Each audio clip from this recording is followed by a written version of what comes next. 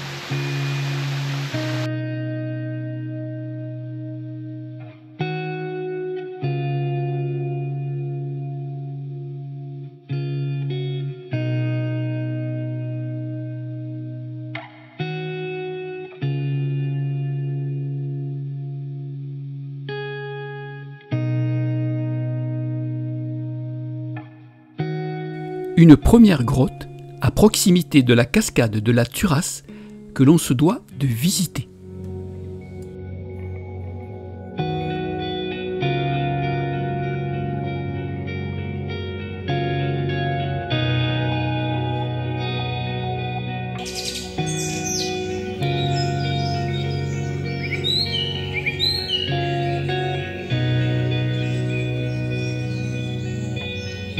Au détour du sentier, un très joli cheval blanc.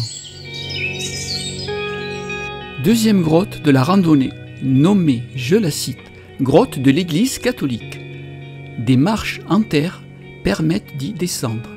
Personnellement, je n'y suis pas descendu. Direction le château. Quand l'on arrive sur les crêtes, la vue se dégage sur le mont Fourcade et les monts d'Olmes, le Saint-Barthélemy et le pic de Soularac.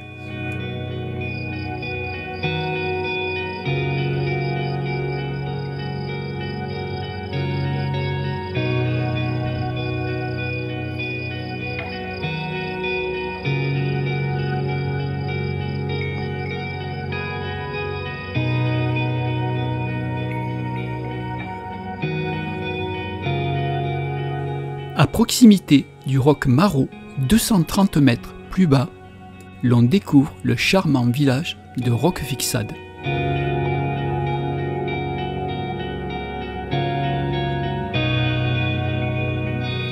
Nous sommes au point haut de cette randonnée. Des falaises abruptes jouxtent le sentier.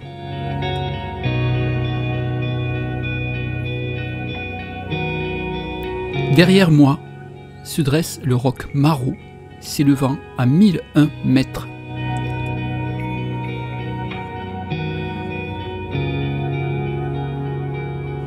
D'ici, très beau point de vue sur le roc Marot.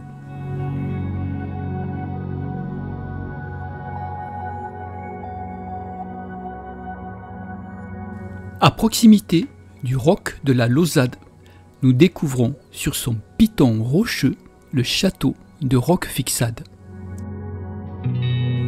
Encore une vue aérienne sur le village et au-delà, vers les monts d'Olme. Juchée sur une impressionnante falaise, cette forteresse médiévale du XIe et XVIIe siècle ne manque pas d'atouts et de charme. Longue de 100 mètres, elle est divisée en 2 enceintes. Pour des raisons de sécurité évidentes, il n'est pas possible de la visiter.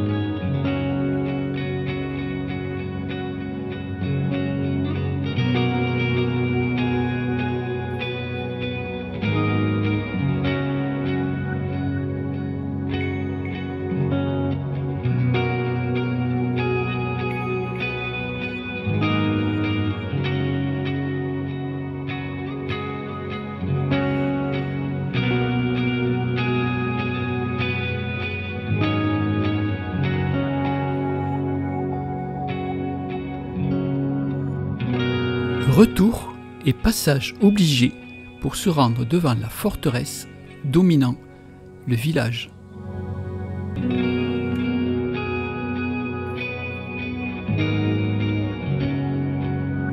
Quelque part sur le sentier de la Calme, vue sur la forteresse.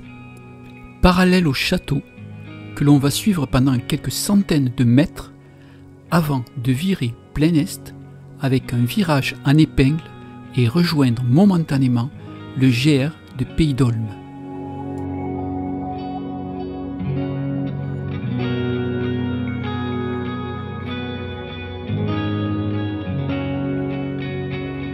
Cette boucle est une balade ou randonnée agréable et facile, en partie en forêt et sous bois.